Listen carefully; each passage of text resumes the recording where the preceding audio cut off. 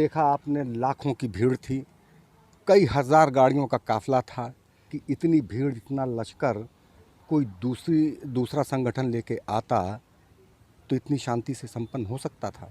दिक्कत क्या है, अगर चंद्रशेखर जी और असद साहब से हमारे जो है गठबंधन हो रहा तो दिक्कत क्या है यहाँ? भैया ऐसा है कि सियासी पार्टी है हमारी, चुनाव नहीं लड़ेंगे वो।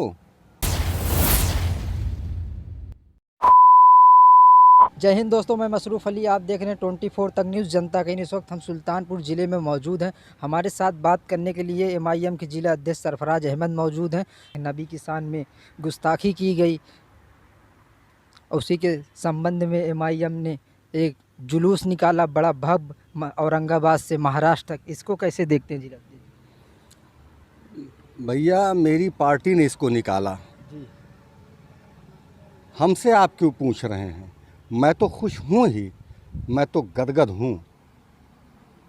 मेरे इम्तियाज़ जलील साहब ने दिखा दिया कि, और हमारे मुसलमान भाइयों ने भी दिखा दिया कि क्या कर सकता है। अगर मुसलमान मुत्तहिद हो जाए तो कर क्या सकता है। ये और लोगों से पूछिए, जो सो कॉल्ड सेकुलर पार्टियां हैं, उनसे आप पूछिए उनको कैसा महसूस हो रहा है। नहीं, मुख्यमंत्री एकनाथ शिंदे ने कहा था कि जो है आप महाराष्ट्र नहीं हिलने देंगे। इम्तियाज़ जलील ने सोशल मीडिया पे बोला हम तो आ गए महाराष्ट्र में।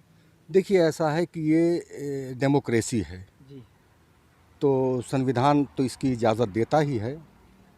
और देखा आपने, लाखों की भीड़ थी, कई हज़ार गाड़ियों का काफ़िला था, लेकिन कितने सिस्टमेटिक ढंग से, कितने अदब एहतराम से लोग आए। क्या आप उम्मीद कर सकते हैं कि इतनी भीड़, इतना लश्कर कोई दूसरा संगठन लेके आता तो इतनी शांति से संपन्न हो सकता था? नहीं, सोशल मीडिया पे चल रहा है ना कि उसमें जो है कुछ भड़का रहे थे कि सोशल गुस्ताखी नबी की एक की सदा सरतन से जुदा, ये सब के संविधान लेके ये नारा लगा रहे थे। यह हमने तो नहीं सुना इसको, आपने शायद सुना रहा होगा, ये चीज़ तो हमने नहीं सुना। बड़े बड़े चैनल पे चल रहा है। चल रहा होगा, छांट कांट के चैनल, जो बड़े बड़े चैनल हैं देश के, वो तो छांट कांट के, जहाँ पब्लिक उत्तेजित हो, एक्शन का रिएक्शन हो, उसी चीज़ वही क्लिप उठा के रखते हैं। किस संदर्भ में कैसे सारी बातों को कहना चाहिए, दिखाना चाहिए पब्लिक को, ऐसा कुछ नहीं है। ऐसा कोई उत्तेजित शब्द जो है इम्तियाज़ जलील साहब ने बोला ही नहीं है। नहीं, बताया जा रहा है उनके समर्थक जो है वो बोले हैं कि जो है गुस्ताखी नबी की एक की सदा सरतन से जुदा। देखिए भैया, ऐसा है कि मैं संवैधानिक देश में हूँ, जी लेकिन मुसलमान भी हूँ। जी मुसलमानों के लिए उसकी ज़िंदगी से ज़्यादा अहमियत हुजूर पाक सल्लल्लाहु ताला अलैहि वसल्लम की शान है। समझ रहे हैं भाई साहब? तो अगर वक्त पड़ता है, अगर ऐसी इस तरह की कोई बात आती है तो बात की बात है। क्या आप मानते हैं सोशल मीडिया पे ये जो है उछाला जा रहा है हिंदू मुस्लिम बनाम करने के लिए? नहीं, ये तो 2014 के बाद से ही हर मसले में हिंदू मुसलमान किया जा रहा है। बांग्लादेश, हिंदुस्तान, पाकिस्तान किया जा रहा है, मंदिर मस्जिद किया जा रहा है। तो हर इलेक्शन में हो रहा है 2014 के बाद से ना। मुद्दा लेस हो गए हैं, चाहे सेंट्रल गवर्नमेंट हो, माननीय मोदी जी हमारे, चाहे माननीय योगी जी हों, हमारे मुख्यमंत्री हैं, वो मुद्दा विहीन हो गए हैं। तो हर मसले को हिंदू मुस्लिम का एंगल देते हैं। एक बात बता दें, इसमें कोई शक नहीं है कि आज भी 90% लोग आपसी मोहब्बत के साथ रहना चाहते हैं, एक दूसरे के साथ खड़े रहते हैं आज भी।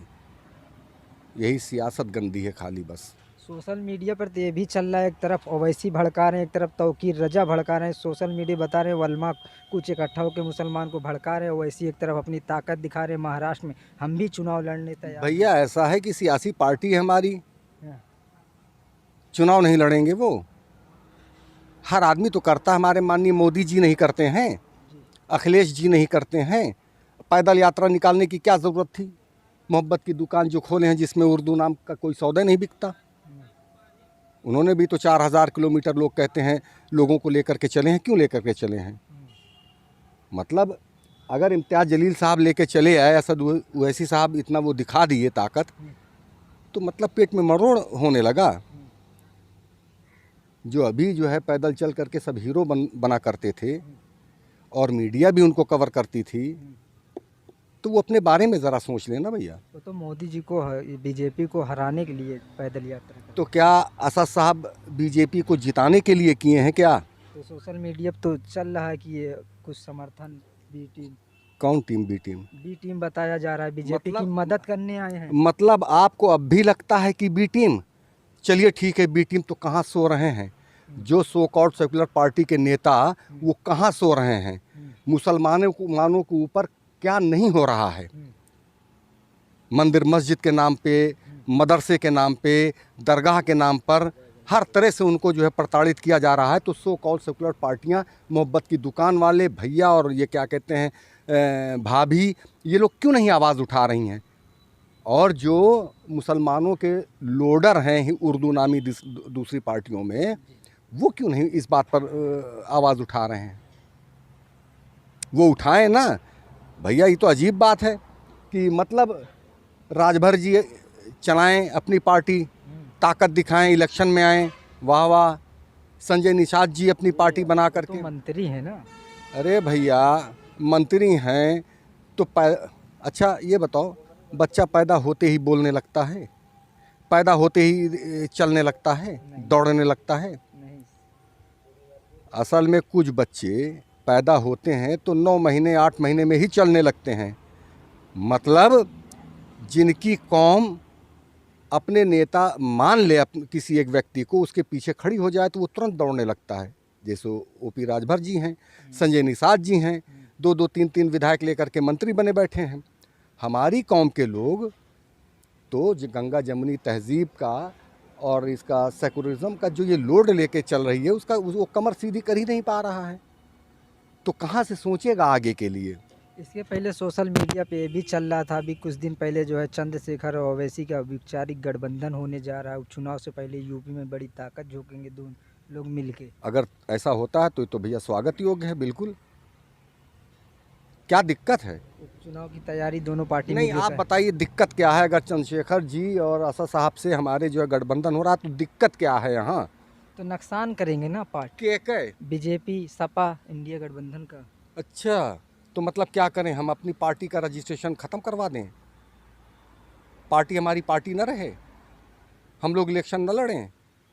अरे रास्ता निकाले ना, जैसे बीजेपी ने रास्ता निकाला। भाई कांग्रेस का वर्चस्व था जी, सपा बसपा का वर्चस्व था, जी, ठीक है, उसी रास्ते बीच में बीजेपी ने रास्ता निकाल लिया। वो हिंदू मुसलमान का रास्ता निकाल लिया, मंदिर मस्जिद का रास्ता निकाल लिया। तो जिसके पेट में मड़ोर हो रही वो दूसरा रास्ता निकाले ना। बहुत सारे रास्ते खुले हुए हैं देश में। हमारे देश की तो यही खूबसूरती है ना कि हर तरह के आदमी को समाहित कर लेती है ये हमारा मुल्क। अगर गठबंधन हो जाता तो कितनी मजबूती से चुनाव लड़ेंगे यूपी में? भैया देखिए ऐसा है, बगैर गठबंधन के भी अगर हमारी कौम के 40% लोग अगर मुखातिब हो गए हमारी तरफ तो हम मजबूत हैं। और अगर चंद्रशेखर जी आ जाते हैं तो उनका भी फ़ायदा रहेगा, हमारा तो रहेगा ही, उनका भी फ़ायदा रहेगा। ऐसा नहीं है, हमारा फ़ायदा ये रहेगा कि जैसे लोग कहते हैं, हमारी ही कौम के लोग, दूसरे हमारे बहुसंख्यक भाई नहीं, हमारी कौम के लोग कहते हैं अकेले क्या होगा, अकेले क्या होगा।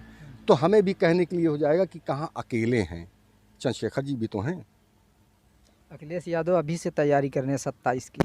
अरे भैया तो हम लोग कहाँ पीछे हैं? हम लोग तो जो अभी बीता 2022 वाला इलेक्शन, हम लोग तभी से तैयारी कर रहे हैं। हम लोग तो तभी से कर रहे हैं। तो हर मुद्दे पे अब एक्टिव रहते हैं। कौन मुद्दा पे? सदन से लेके ट्यूट तक। किस मुद्दे पे मेरे भैया? यही मंगेश यादव वाले पे हमने देखा इनको तेजी दिखाते हुए। अभी अयोध्या में बता रहे हैं कि जो ज़मीन कब्जा हो रहे, गुंडे माफिया कब्जा कर रहे, उस पे भी एक्टिव हो गए थे।